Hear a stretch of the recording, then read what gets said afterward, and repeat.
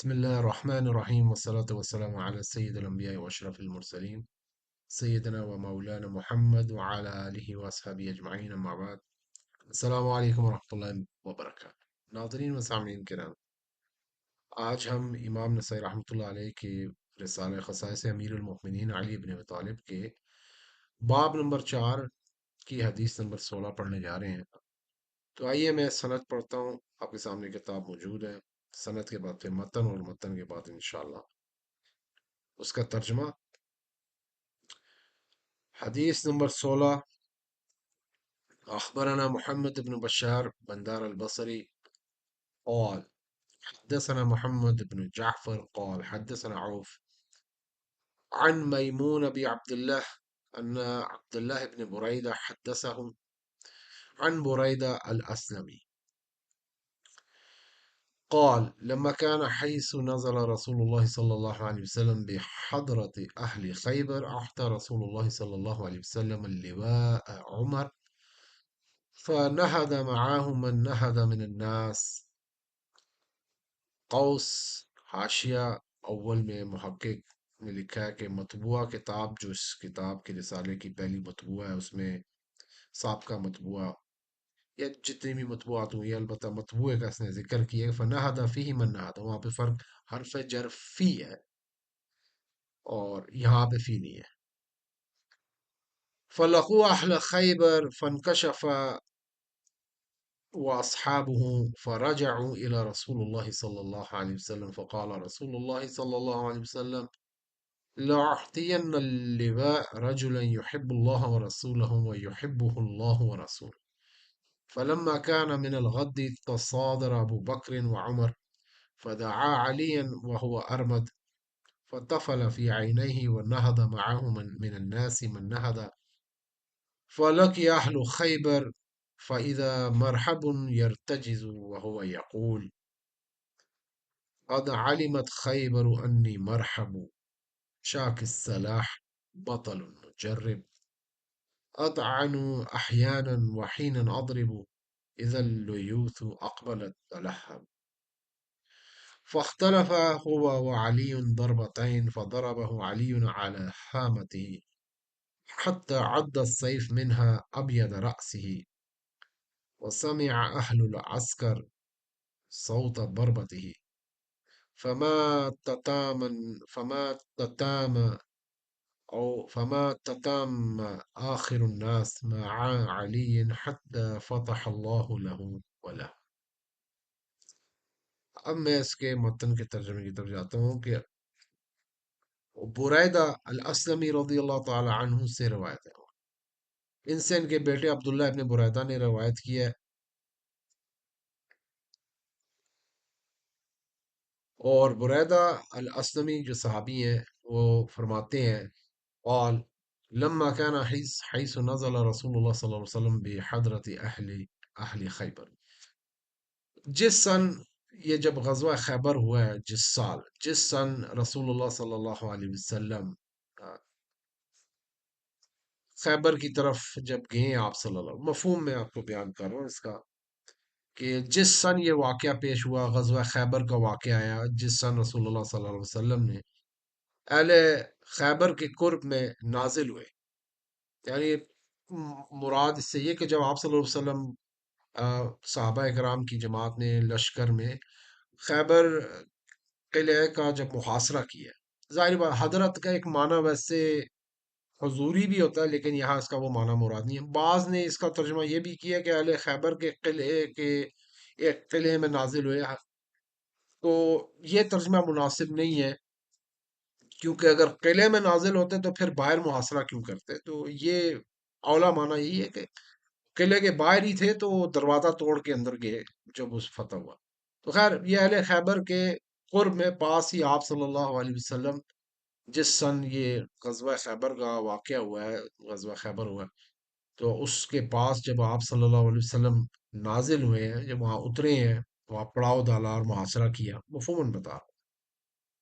تو راوی فرماتے ہیں آخر رسول اللہ صلی اللہ علیہ وسلم لواء عمرہ، تو آپ صلی اللہ علیہ وسلم نے پہلے جھنڈا عمر بن الخطاب رضی اللہ تعالیٰ عنہ کو دیا، फरमाते फनहद मआहु मन नहद मिन्हा, फिर उनके साथ उठ खड़े हुए वो लोग,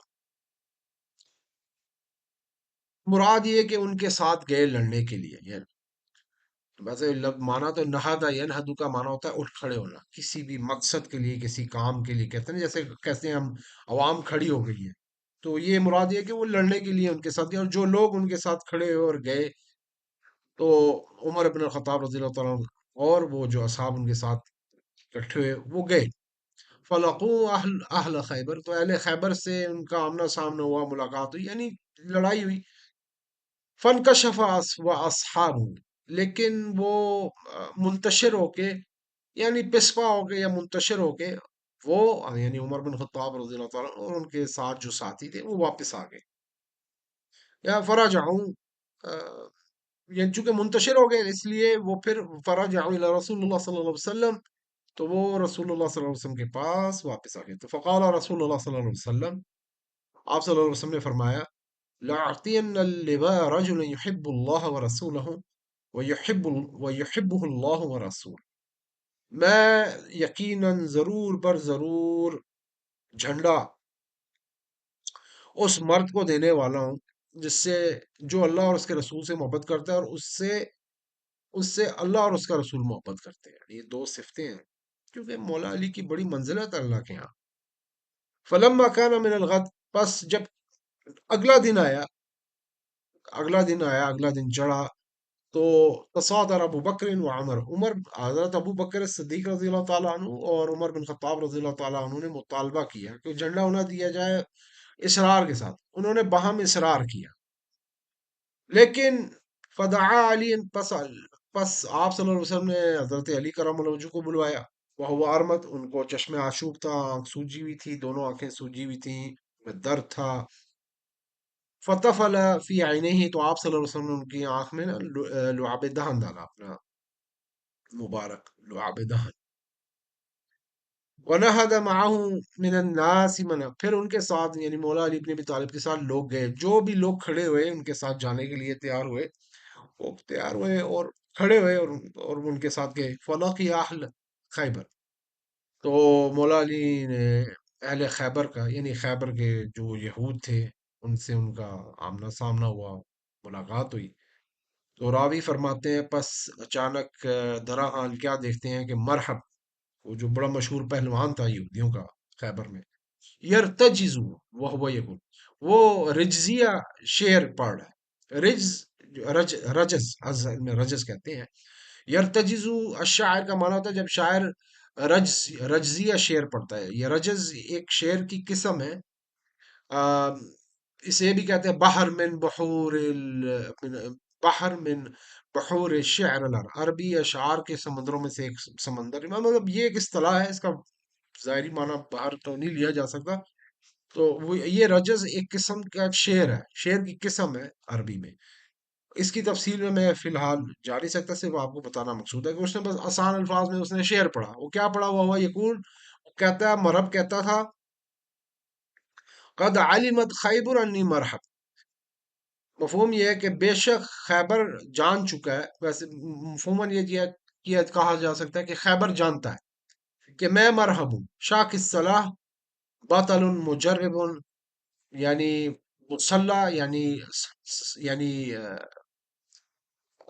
मुसल्ला हूँ, यानी मैं मुसल्ला हूँ, या मेरे साथ हथियार लगे हुए हैं, या इसका एक माना ये भी लिया जा सकता है, लुगत में इसका एक माना शदीद का भी है गालिबन, लेकिन हथियार बंद हूँ। अहले तफसीर ने यह भी लिखा है कि इसका माना हथियार बंद है।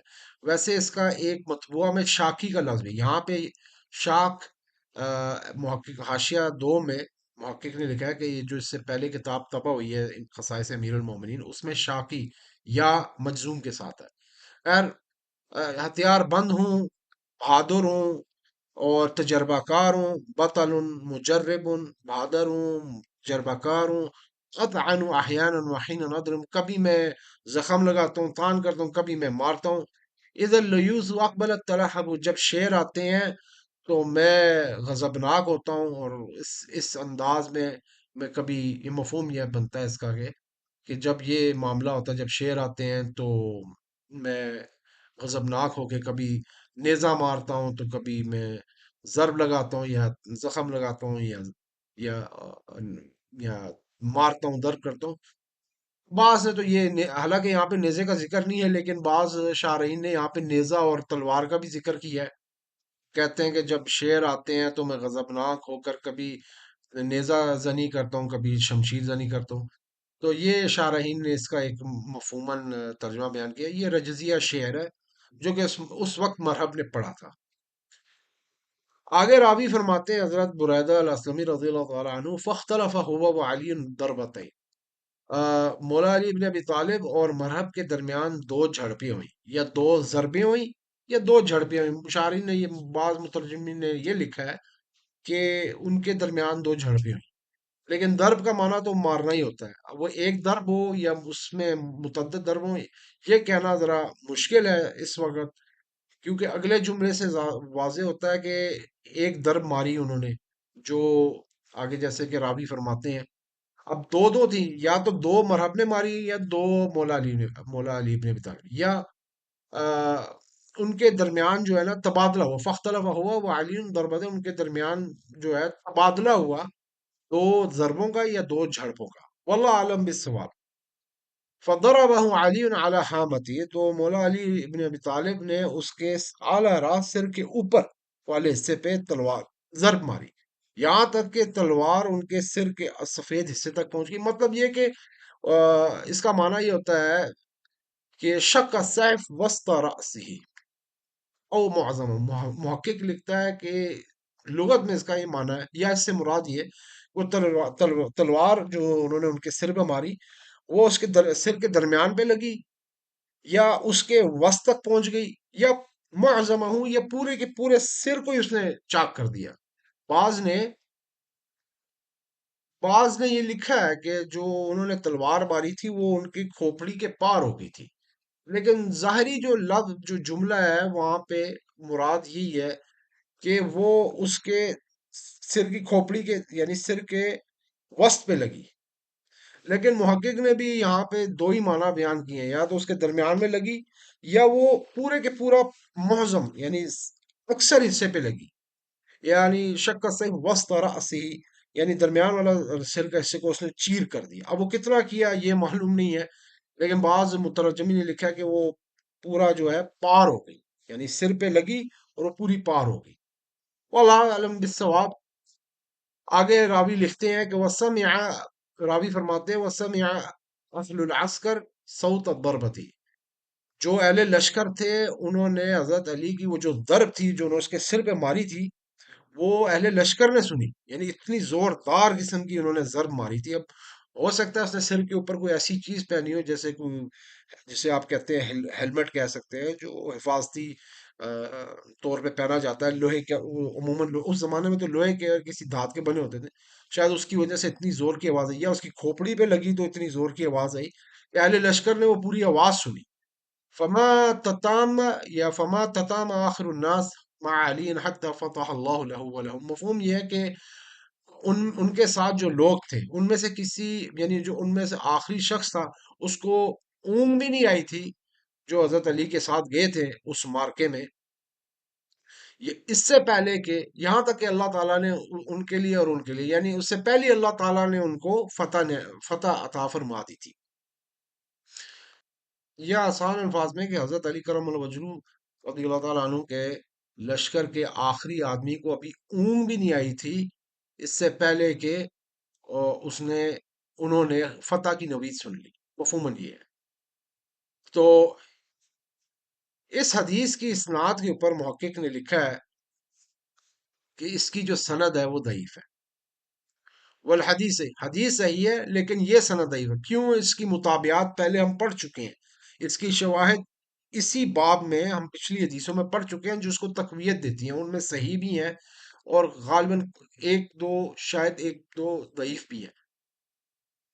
جیسا کہ ہم نے پچھلی احادیث پڑھی ہیں ان میں ایک صحیح بھی احادیث ہیں، ان میں کچھ ضعیف بھی ہیں، صحیح بھی ہیں، اکثر بیشتر صحیح ہے، اور ایک ضعیف بھی ہے۔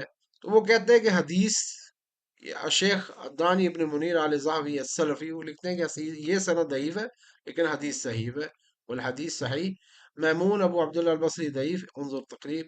یہ راوی میمون ابو عبداللہ البصری یہ ضعیف ہے، تقریب التہذیب امام ابن حجر اسقلانی.